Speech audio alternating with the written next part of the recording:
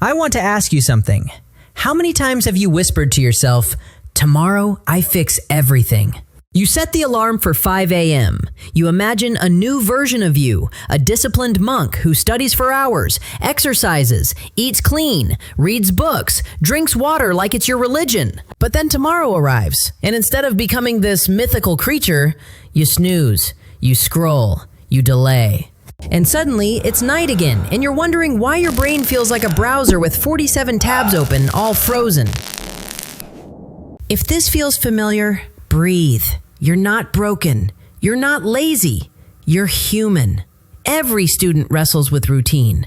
But here's the plot twist. Once you master your daily rhythm, even just a little, you get more focus, more energy, and more time for yourself. Not the 18-hour grind fantasy you see on TikTok, but a routine that actually fits a real life.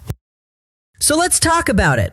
Not like a teacher, but like a friend walking you through the psychology of habits, the traps we fall into, and the simple structure that can pull you out. Why a routine matters. Think of your brain like your phone.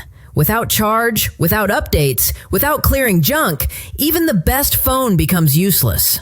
Students don't fail because they're not smart. They fail because their days are messy. Burnout, falling behind, repeating the cycle. A routine isn't punishment. It's your operating system. It carries you on the days motivation disappears.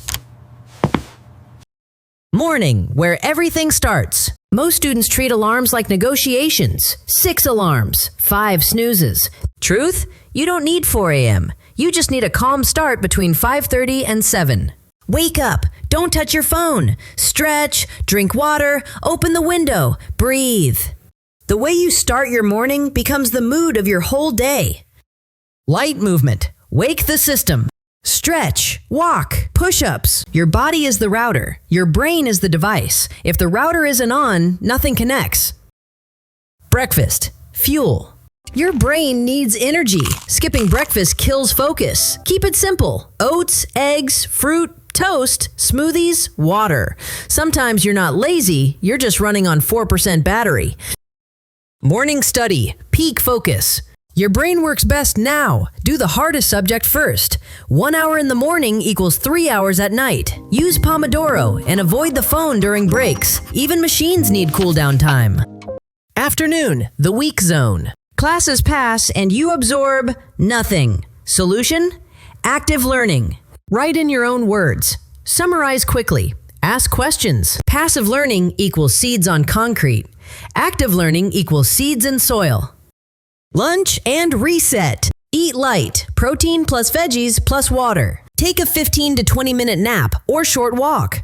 It's a soft reset, not a shutdown. Midday study, low energy plan. Afternoons are slow. Don't fight it.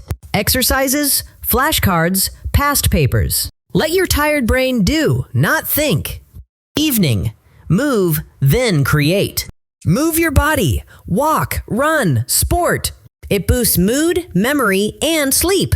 Then unlock creativity. Write, draw, cook, build. Remind your brain it's alive.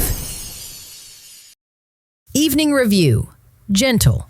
No pressure. Just revise lightly, organize tomorrow, and wrap up your notes. End the day with closure, not chaos. Night routine. Plan 3 to 5 tasks for tomorrow. Your brain sleeps better when it knows the plan. Then, digital sunset. No screens 30 minutes before sleep. Let your mind cool down. Sleep 7 to 8 hours. Non-negotiable. This is when your brain actually saves everything you studied. Mindset. The real secret. Don't compare yourself to 14-hour study people. Consistency beats intensity. A repeatable routine beats a perfect one. Some days you'll fail. Restart tomorrow. That's discipline. Slow down. Study isn't punishment. Routine isn't prison. It's rhythm. Good things, growth, learning, peace, don't happen fast.